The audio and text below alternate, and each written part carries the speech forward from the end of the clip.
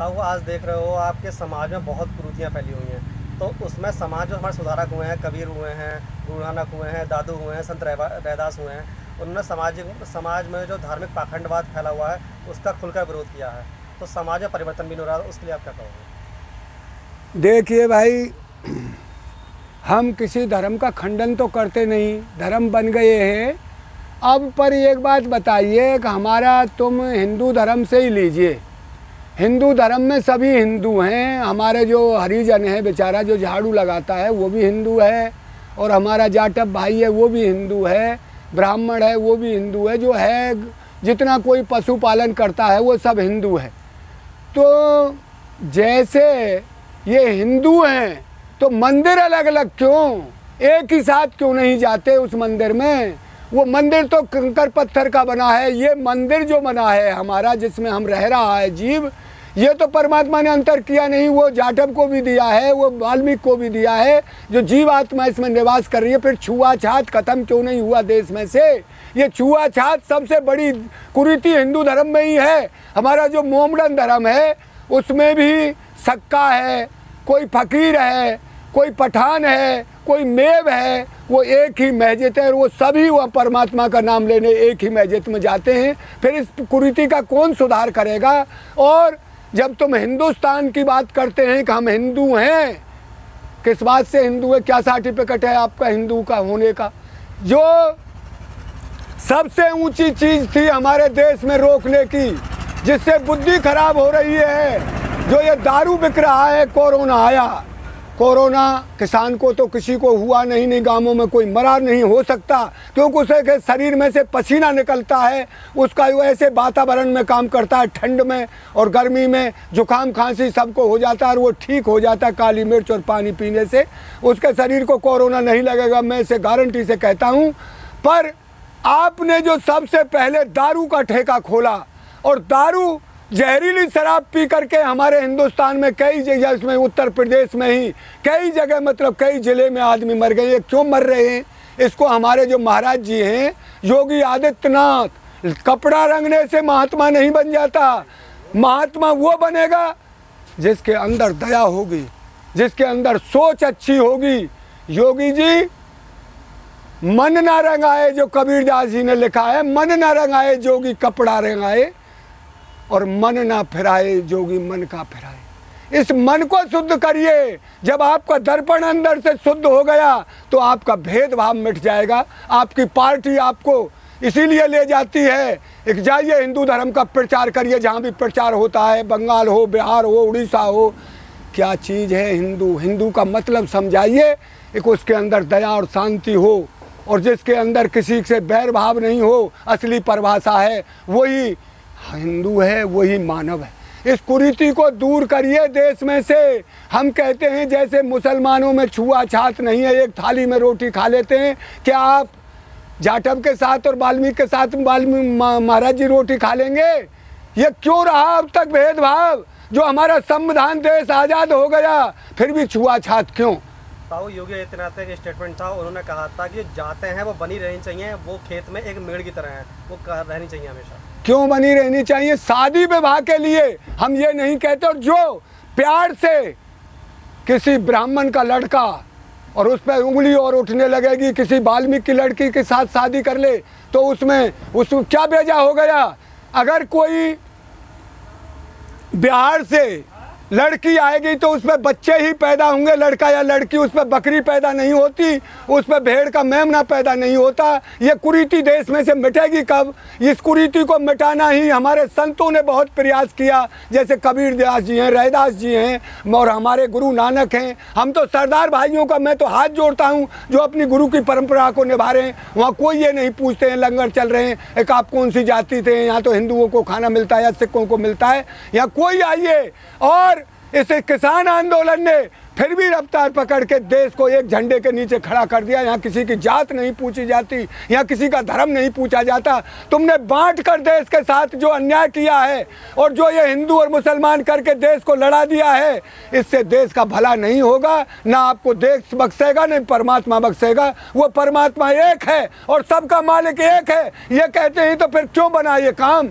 इसको छोड़िए। आप राजा हैं, राजा के लिए तो सब समान होते हैं, छोटे बड़ा झांसी का वोट आपको उस भिखारी ने भी दिया जो रोज भीख मांग कर खाता है। वोट अडानी अंबानी को उनने भी आपको वही एक उसकी कीमत है वोट की जो उस भिखारी की है। फिर ये द्वेषी भाव क्यों? आप इसे उस सारी संपत्ति को जो आज किसान 4 महीने होने से ऊपर जा रहा है, सड़कों पर पड़ा है, मजदूर बेचारा परेशान होकर उसका काम छूट गया। कल एक बच्चा मेरे पास आया था, वो कहता था दादा मैं 11,000 रुपये की महीना की नौकरी करता था कपड़ा, बड़ी कपड़ा की दुकान पर, उसको मैं उठा कर छोटी दुकानों पर भेजता था, वहाँ कपड़ा नहीं बिक रहा, उसने मुझे हटा दिया। भाई मेरा कारोबार भी नहीं चल रहा, इतना मैं क्यों रखूँ आपको? इसकी सोचिए, हर हाथ को काम दीजिए, हर को दवाई दीजिए, बिजली दीजिए, पानी दीजिए जिसके ऊपर आपने वोट लिया है। और टैक्स की बात कहूँ, किसान को तो आप दोहरी मार दे रहे हैं। आपने डीजल का 90 रुपये लीटर कर दिया है। एक बात बताइए, जो जहाज का वो है ईंधन वो 60 रुपये लीटर और ये 90 रुपये लीटर डीजल जिसको किसान यूज करता है। किसान अपनी फसल बनाता है तो उसका दाम औने पौने दामों में न्यूनतम समर्थन मूल्य नहीं मिल रहा उसको। फिर वो जो 90 रुपये लीटर का डीजल खरीद रहा है, दवाई महंगी, खाद महंगा, उसके बच्चे कैसे पलेंगे? ये सोचिए आप। बाहर से आलू मंगा लिया है आपने, आलू अब पूरी साल तेज नहीं होगा क्योंकि आपको तो किसान बर्बाद करना हुआ ऐसे कहते हैं। एक हम दुगनी आय कर किस तरह करोगे दुगनी आय आप? ये बताइए किसानों को और इन गरीबों को। उनकी नौकरी छूट गई बेचारे, यहाँ से पैदल, हमने भी देखा पैदल गए हैं अपने उनके लिए, और उनका फिर भी गांवों में जाकर बेचारों को तसल्ली दी, भाई चलिए जैसे पढ़ेंगे वैसे हम पालेंगे आपको। अपने बच्चों को यहाँ काम करिए, थोड़ा बहुत जो उनके खेती में ही काम करके उनको बचा लिया है। तो आप सोचिए कर कहाँ रहे हैं आप? इसका सुधार करिए। मैं तो ये कहता हूँ हमें विकास नहीं चाहिए, हमें जिंदगी चाहिए मानव की। ये जो राक्षसपना है, जो शराब चल रही है देश में, हमारे जो उत्तर प्रदेश में कोई खुलेआम शराब बिकती है, जगह जगह ठेके दे दिए। ये आपके ऐश मौज के लिए पैसा आ रहा है, ये किसी के लिए नहीं आ रहा। वो सरकार कहती है हमने जो शराब के ठेके खोल रहे हैं उससे टैक्स आता है, हम उससे आपके विकास कार्य में ही लगाते हैं। विकास कहाँ हुआ? विकास नेताओं का हुआ, विकास पूंजीपतियों का हुआ जिनके कारोबार बढ़ गए। किसान का, मजदूर का विकास कहाँ हो रहा है? वो तो बेचारा, उसको बुरी लत पड़ गई उसको दारू पीने की। वो दारू पी करके अपने घर को बर्बाद कर रहा है, अपने शरीर को बर्बाद कर रहा है। विकास तो नेताओं का हुआ है, विकास इन सेठों का हुआ है जो दारू के, जिनके बड़े बड़े गोदाम और फैक्ट्री हैं, उसका कहाँ विकास हुआ? जो 150 रुपये रिक्शा में से या 100 रुपये कमाता है और उसके घर वालों को, अपने बच्चों का पालन पोषण करता है या किसी 3 व्हीलर चलाता है, और उसका जो पैसा है उसे बुरी आदत पड़ गई, 50 का पौआ पी लिया या 60 का पी लिया और उसे नहीं हुआ नशा और पी लिया, उसमें 1 पैसा नहीं बचा। ये देश को बर्बाद कर रहे हैं आप। बताइए, मानवता का, आप मंदिर में जाते हैं, आप माला लटका लेते हैं। प्रधानमंत्री जी आप गए थे, वहाँ शंकर का मंदिर है, वहाँ सेतु बद्रीनाथ। क्या सबसे पहले आपने जो कानून बनाया किसानों के लिए, कानून ये क्यों नहीं लाए? मैं देश में दारू नहीं चाहता, तो देश आपका सम्मान करता।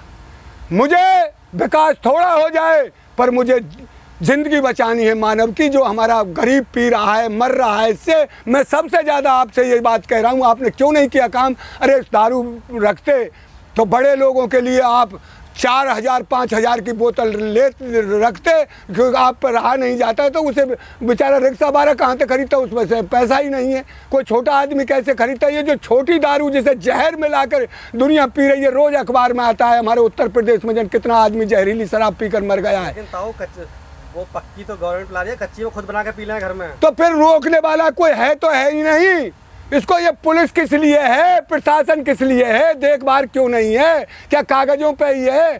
किसी की बच्ची का बलात्कार हो जाए, पेपर भरे रहते हैं, हत्या हो जाती है। और हम तो एक बात और कहूँ, मथुरा में कल रात एक बस लुट गई है और बस में आप ये कहते बदमाश छोड़कर भग जाइए उत्तर प्रदेश। कहाँ कौन ने लूटी ये बस, और उसमें 1.5 लाख रुपए को लूट रहे, 25,000 तो कंडक्टर का पैसा लूट लिया है, यात्रियों पे से लूट रहे। चलती बस पर सुरक्षा नहीं है, रोड पर आपकी, तो आप किसको सुरक्षा देंगे ये बताइए। एक और कल परसों रात गाड़ी लूट गई है मथुरा में। कौन लूट रहा है? ये आपके आदमी लूट रहे। कौन लूट रहा है इसको? क्यों नहीं देखते? आपने बदमाश तो भगा दिए, पर ये आदमी हैं कौन जो आपके आदमी होंगे? आपकी अगर कोई बीजेपी का छोटा सा भी कार्यकर्ता है, अगर पुलिस ने उसकी बाइक को रोक लिया, एक बार रोकिए, चालान कर दिया, तो थाने का घेराव कर लेंगे, जंगला उखाड़ देंगे। और एक आम आदमी के साथ जास्ती हो जाए, कितनी भी पुलिस पीट दे या कुछ भी हो जाए, उसकी कहीं दुनिया में सुनाई नहीं है। क्या आप यही राजनीति कर रहे हो? अरे हम ये कहते हैं नेता वो बढ़िया होता है जिसकी नीति अच्छी होती है। नीति और नीयत को जिसका सही होगा वही नेता है। अरे नेता, आप तो इस देश को भिखारी बनाना चाहते हो और बना दिया भिखारी।